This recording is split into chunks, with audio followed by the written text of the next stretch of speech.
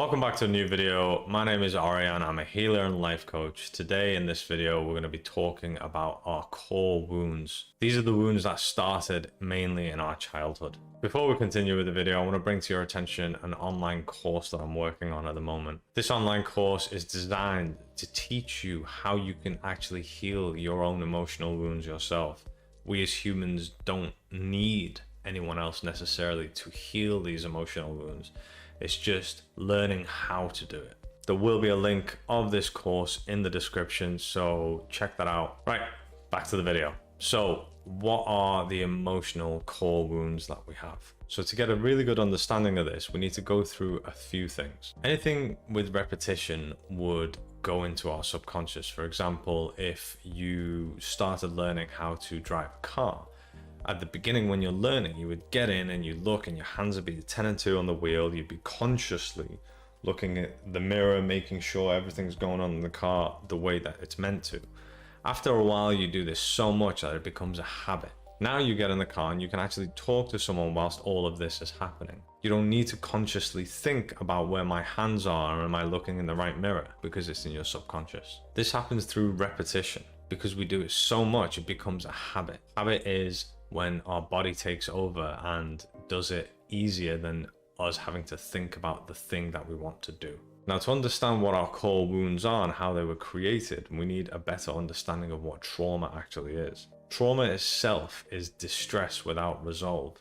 So if you ever had an experience in your life where it was distressful without any resolution, that would fall in the definition of trauma. Now, our minds only work on complete life experiences.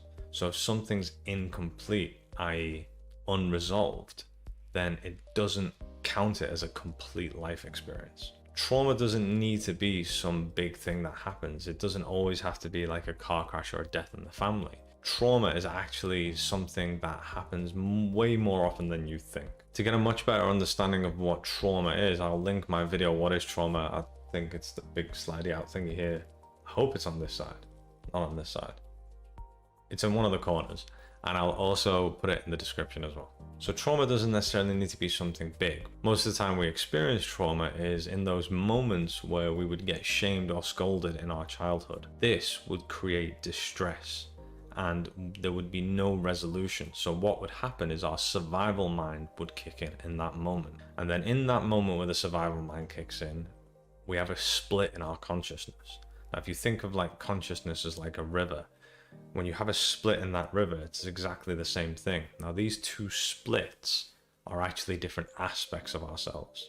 Now, to get a much clearer and better understanding of what aspects are, again, I'll link my video, What Are Aspects, in the corner and also in the description below. So now we have these two different aspects of ourselves in the consciousness. Now, what we do in the moment is that we'll take one of these aspects on and we'll put the other one, and usually the one that we don't like to feel the feelings that it's carrying in that moment, somewhere we don't have access to, which is our subconscious. Now, in the moment of that scolding or in the moment where that trauma is happening, we always give a meaning to the experience.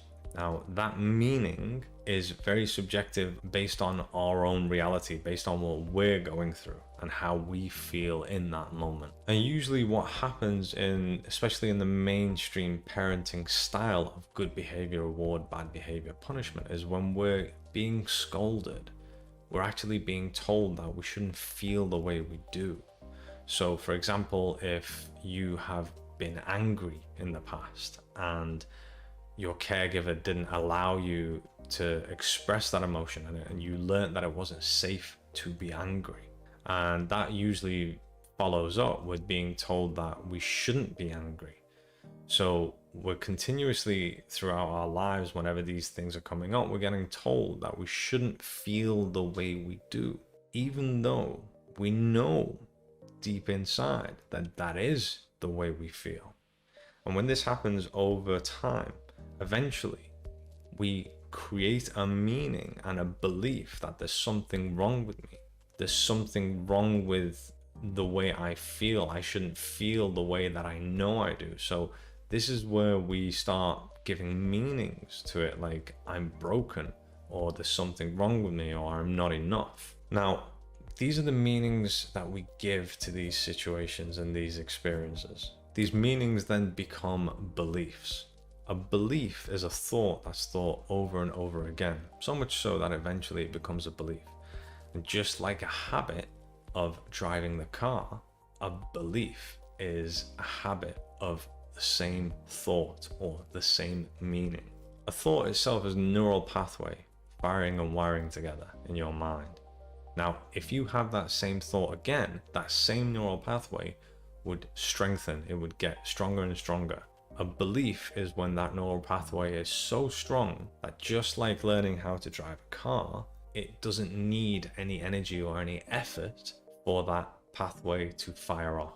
So if we've gone through many experiences in our lives where we've been told that we shouldn't feel the way we do, and we give the same meaning to that of there's something wrong with me, I'm broken, I'm not enough, then now that becomes a neural pathway that's so strong, a belief that's so strong because we've given so much energy to it, that it's a habit. It's a habit, and a habit is something that doesn't need any effort to think. So now we have a belief that requires no effort from our thoughts to fire off and for us to actually believe that. And again, just like learning how to drive a car, anything with repetition and it becomes a habit moves in our subconscious. So now we have subconscious beliefs that I'm not good enough, that I'm broken, that there's something wrong with me. And these are what our core wounds are. They're a collection of all of the aspects that we have based on all of the experiences that we've had that are giving energy to this subconscious belief that I'm not good enough, that I'm broken, that there's something wrong with me.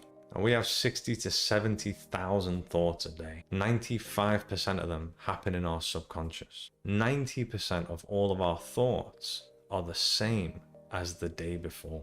And remember, these beliefs don't require any effort to fire and wire together, to be activated, to feel the belief being thought. And now they've moved in our subconscious. And along with all of these aspects, based on all of the experiences we've had in our lives that carry this meaning or this belief that I'm not good enough, these are all firing daily in our subconscious without us even being aware of it. Now, when this core belief fires, this is what makes us believe it. And when we believe that we are not good enough, when we believe that we are broken, that's where all of these undesirable feelings come in. The reason we feel the way we do is because there's a lot going on in the background in our subconscious without us even being aware of it. Now, something could happen in your life, whether it's a conversation with someone, whether it's a thought, whether you're scrolling on social media and you see something that can trigger this core belief. For example, someone could be disrespectful to you, and this disrespect might be like they just didn't reply to you at all, or they were rude to you. Now, the reason why one person could feel very different to that experience than another person is because of the meaning we're giving to it. So we've got this core wounded belief that I'm not good enough.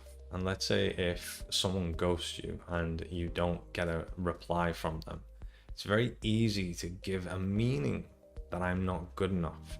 And what that's doing is it's actually firing off that core wounded belief that you have. Now, the reason why we actually feel bad because of this core wounded belief is because your feelings are a feedback system. The reason why any experience today would make you feel that core wound is because it's your mind and body's way to try and show you what wound you have that needs healing. If I cut myself here and it was gushing with blood, the feelings that I would get, whether that's pain, tingly sensations, or whatever it is, all of the feelings are to get my attention to look at that wound, to give it the attention that it needs. Your emotional wounds are exactly the same. The way you feel is because your mind and body are trying to show you an emotional wound that needs your attention, that needs healing. Our minds only work on complete life experiences.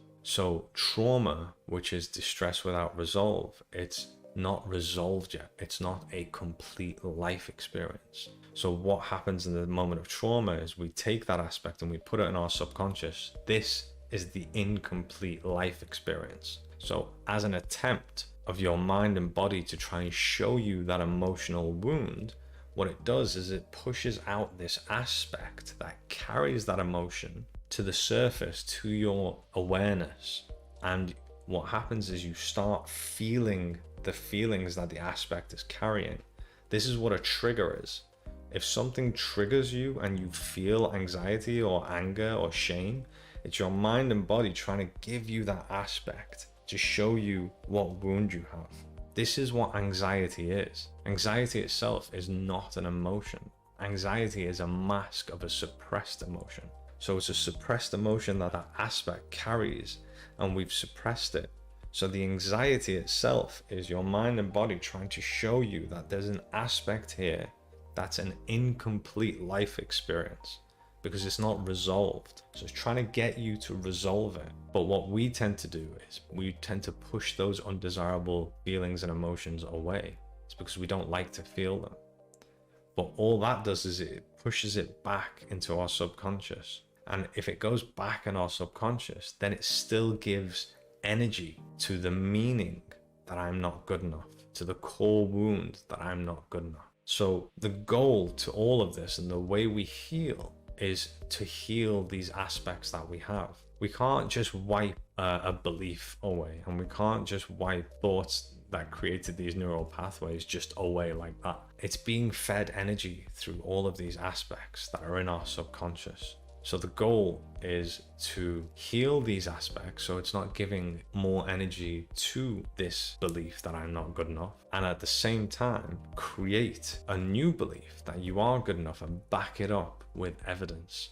So you can do this by literally writing a list of how you are good enough. But this isn't to say that we need to ignore the feelings we're getting from feeling that we're not good enough.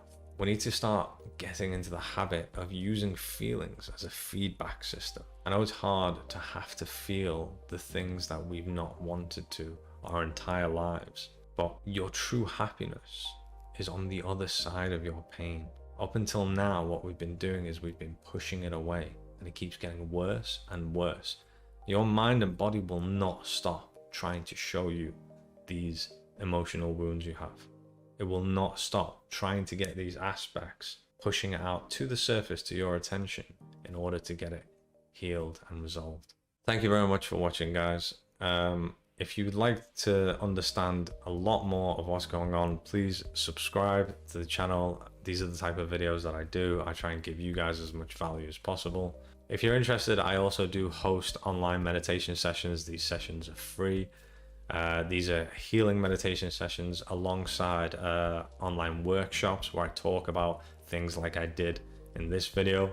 And in these workshops, you guys will actually get a chance to ask me any question that you want, and it can be regarding your own life as well. This is all done through my MeetUp group. The links of that will also be in the description. Don't forget, I am working on that online course where I teach you how to heal yourself, where I teach you exactly everything that's going on.